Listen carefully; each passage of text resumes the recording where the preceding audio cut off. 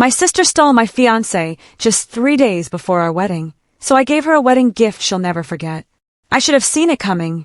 If life were a novel, Maya would have been the glittering, complex antagonist you love to hate.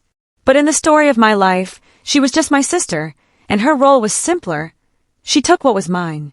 It was her nature, as innate as the color of her eyes or the cadence of her laugh. Growing up, Maya was the golden child, not just in our parents' eyes, but in the unforgiving hierarchy of childhood. She was prettier, with sun-kissed hair that fell in perfect waves and a smile that could disarm a bomb. She was smarter, not in the bookish way I was, but with a razor-sharp, social intelligence that could map the vulnerabilities in a person's heart in a single conversation.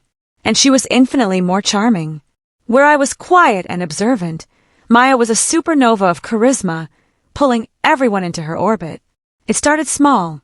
A borrowed sweater would return stretched and smelling of her perfume. A friend would suddenly become her friend, their inside jokes with Maya excluding me. Then it escalated to boyfriends. When I was 16, I had painstakingly assembled the courage to talk to Tommy Martinez, the star of the soccer team. For weeks, we'd shared shy smiles by our lockers.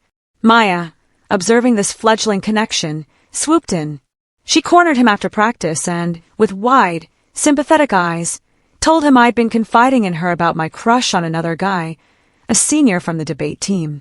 She was just looking out for him, she'd said, didn't want him to get hurt. Tommy, bewildered and embarrassed, asked her to prom instead. I found out from a poster in the hallway. When I was 22, studying art history in the sun-drenched piazzas of Florence, my college boyfriend, David, stopped answering my emails. Frantic, I called home.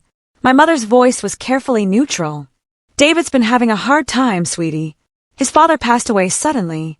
Maya's just helping him through it. She's been staying at his apartment, making sure he eats, that he isn't alone. By the time I returned, my key no longer fit in David's lock. Maya answered the door, wearing his robe. He needed someone present, Claire, she'd said, not a flicker of remorse in her eyes. You were always so distant. Each time, my parents' defense was a well-rehearsed liturgy. Maya doesn't mean to hurt you, my mom would say, stroking my hair as I sobbed into my pillow. Her touch felt like pity, not protection. She just has this magnetic personality.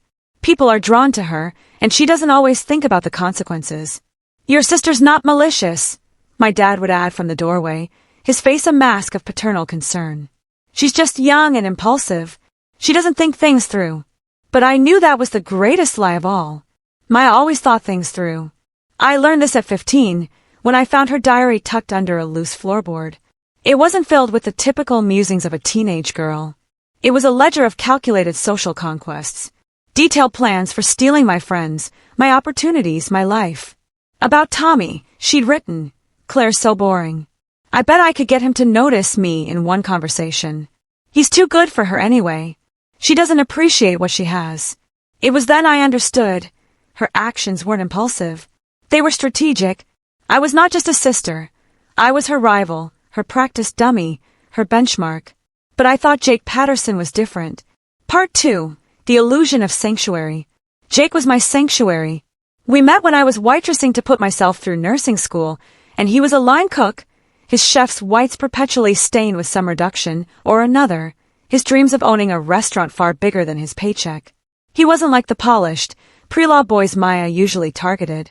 He was all rough edges and calloused hands, with a laugh that could cut through the steam and chaos of a busy kitchen. He loved how I could make him laugh during his worst disasters, like the time he set a pot of lobster bisque on fire and we spent until 2 a.m. scraping the charred remains, feeding each other scraps of bread and laughing until we cried. He loved my quiet support, the way I believed in him when his own family called him a failure for dropping out of business school to attend culinary school. You're the only one who doesn't think I'm chasing a fantasy, he'd whisper into my hair in the dark of his tiny apartment. And I loved him.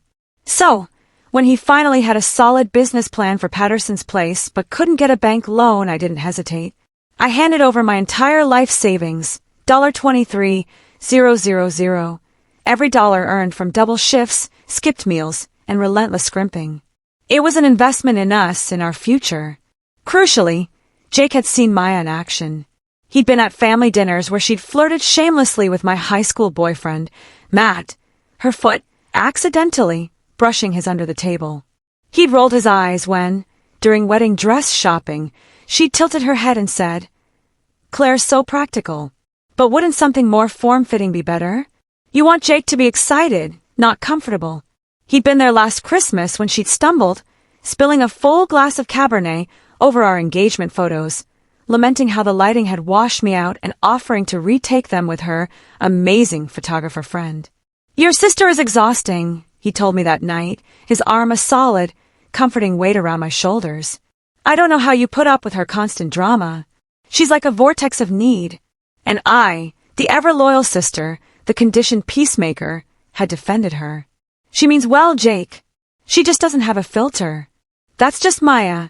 I built him up, and in my naivety, I believed the fortress of our love was impenetrable. I was wrong. I had simply built the walls too high for him to see the Trojan horse I'd welcomed inside."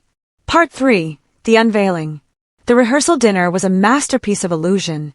Bella Vista, the restaurant of our first date, glowed with soft candlelight. 50 of our closest friends and family raised glasses, their faces masks of genuine joy. My father's speech brought tears to my eyes. "I've watched Jake grow from a struggling cook into a man truly worthy of my daughter's love," he'd said, and Jake had squeezed my hand under the table, his eyes shining.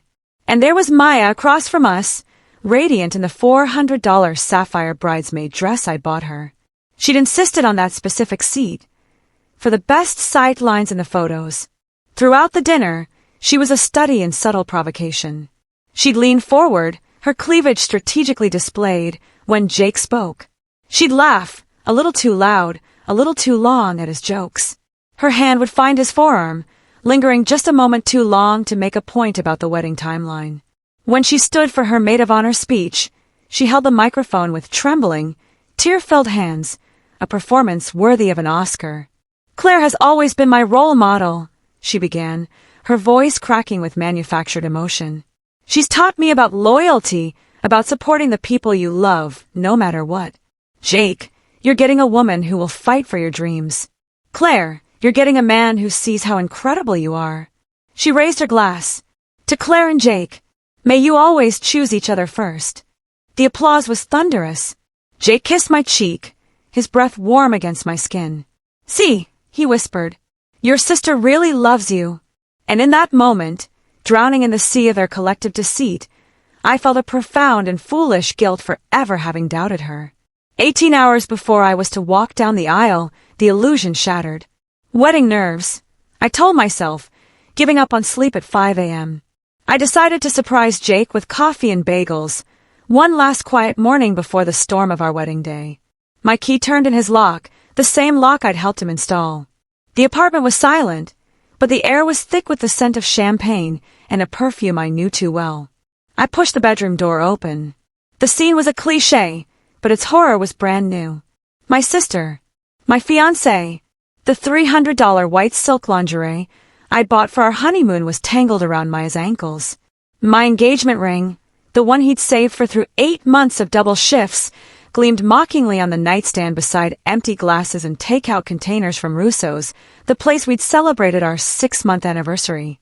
Maya saw me first. There was no shame, no surprise, only triumph, a cold, glittering victory in her eyes. She'd been waiting. "I was going to tell you," she said, sitting up slowly, not bothering to cover herself. Jake realized he chose the wrong sister. Jake scrambled, a frantic animal caught in a trap. "Claire, God, this isn't what it looks like. It just had happened. I'm so confused." But Maya cut him off with a laugh that froze the blood in my veins. It was the same laugh from when we were 12, after she'd broken my mother's antique vase and blamed it on me. "Stop pretending, Jake. Tell her about the hotel room in Vegas. Tell her about Christmas, when you whispered my name in your sleep. Tell her about last week, when you said you wished you'd met me first.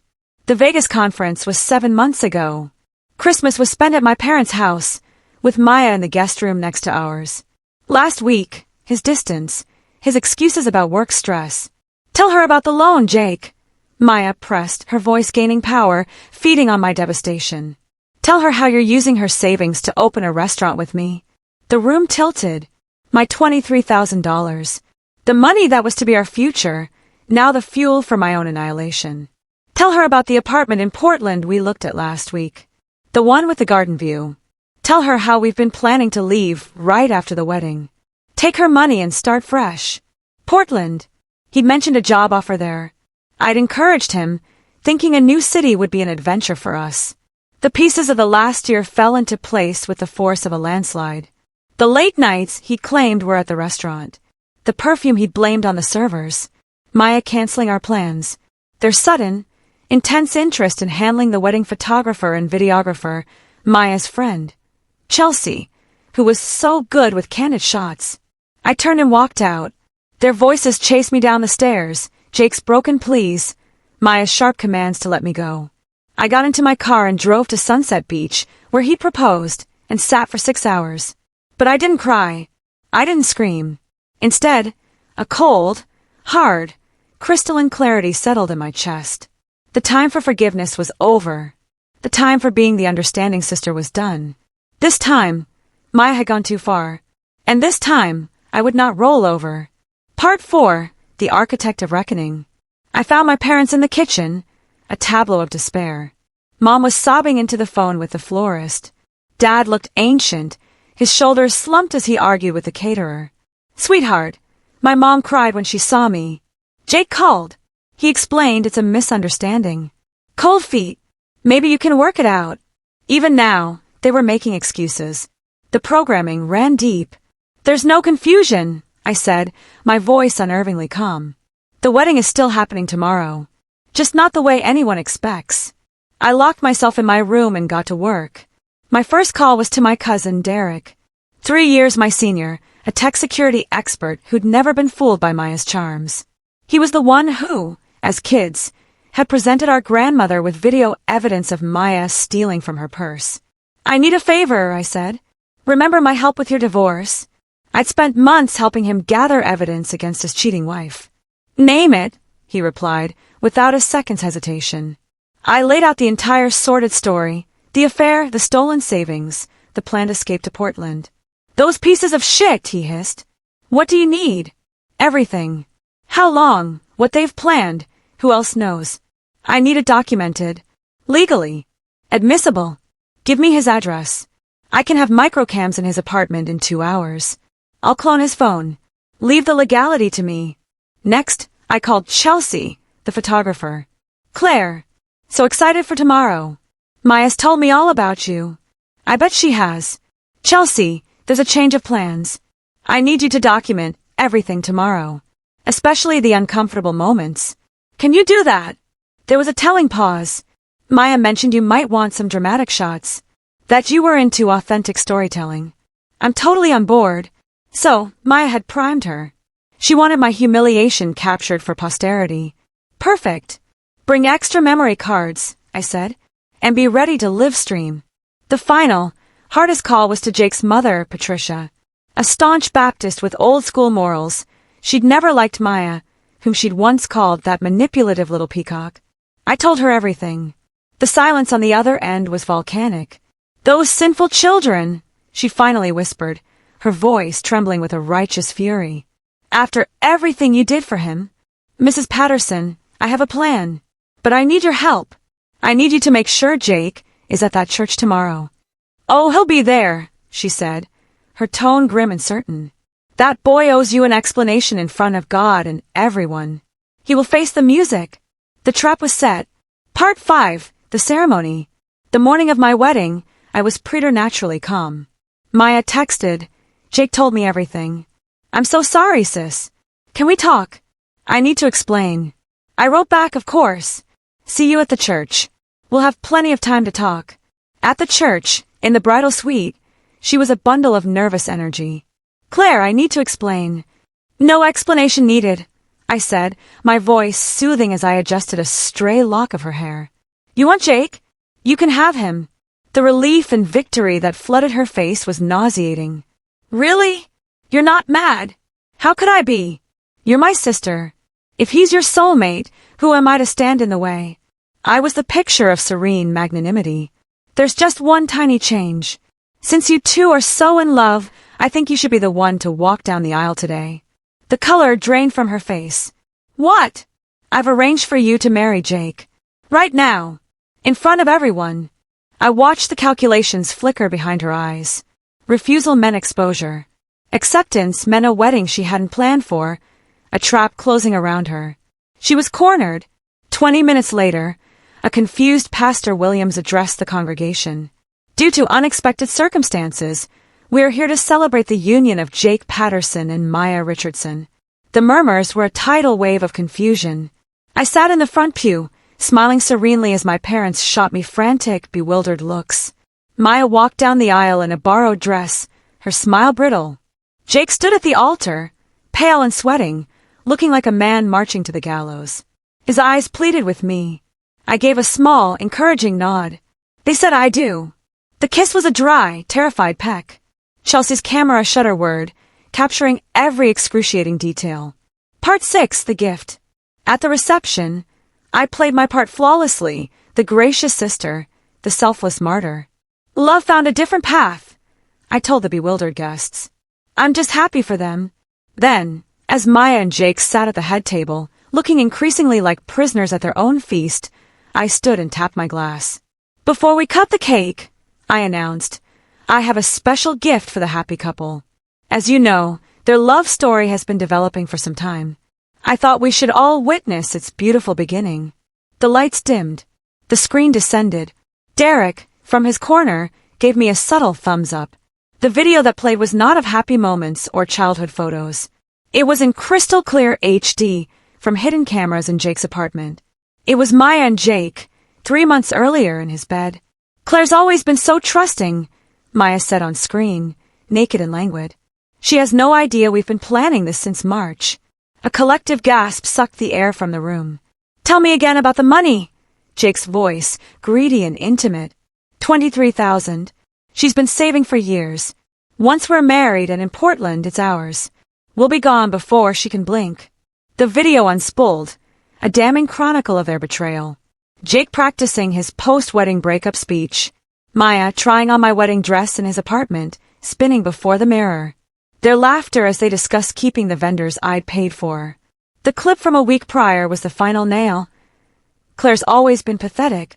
She's too spineless to fight for anything. The room was a tomb. Jake's mother stood and walked out, her face a mask of disgust. My parents were statues of horror. When the screen went dark, I picked up the microphone. Surprise, I said brightly. I thought everyone should know what kind of love story they were celebrating. The eruption was immediate. Chairs scraped. Guests stood, their faces twisted in outrage and secondhand shame. One more gift. I called over the chaos. On cue, every phone in the room buzzed. A link to a website hosting the full, unedited video, along with their text messages, all neatly compiled and tagged. And Maya, sweetheart, I added. Check your social media. I've tagged everyone we know. The hashtag is #sisterlylove. She looked at her phone and let out a strangled scream. The video was already going viral. You're insane. This is revenge porn. I'll sue you, she shrieked. Derek stood, the picture of professional calm. Actually, everything was filmed in areas with no expectation of privacy, with proper legal consent from the building management. Jake signed the forms. The ceremony was a public event. It's all perfectly legal. He held up a folder. I have the documentation right here. As they fled through the kitchen, I heard their marriage begin as it would continue, with venom and blame. This is all your fault. Maya screamed. You said she was stupid. You said she'd never fight back. Their voices faded, leaving behind the ruins of their reputations and the untouched, 3-tiered vanilla and raspberry cake. Part 7, the aftermath. The fallout was swift and merciless. Jake's investors pulled their funding. Maya was fired from her law firm for moral turpitude. Derek's video followed them like a digital plague. They became internet pariahs, their names synonymous with betrayal. They moved, but the video always found them. A year later, they were still miserably married, trapped by their own infamy and poverty, working dead-end jobs in a town they hated. I, however, used the $23,000 to start my own nursing consultancy. I traveled. I healed. And I fell in love with Derek, the man who had stood by me, whose loyalty was not a performance but a promise. Last month, he proposed. I fell in love with you during the planning phase, he told me. Watching you take control of your life was the sexiest thing I've ever seen. Maya sent a bitter congratulations card. Hope your marriage lasts longer than your capacity for forgiveness. I wrote back it will. I finally learned to choose people who choose me first. Our wedding is next spring. The guest list includes everyone from the first wedding. The vendors have all offered their services for free. They want to be part of a real celebration this time. This time, the cake designer told me, we're making something sweet enough to wash away the bitter taste of last year's disaster. I couldn't agree more. The wedding gift I gave Maya was the one she'd spent her whole life ensuring I'd never have. A spine of steel, a clear conscience, and a future built entirely on my own terms. And that was a gift she would never, ever forget.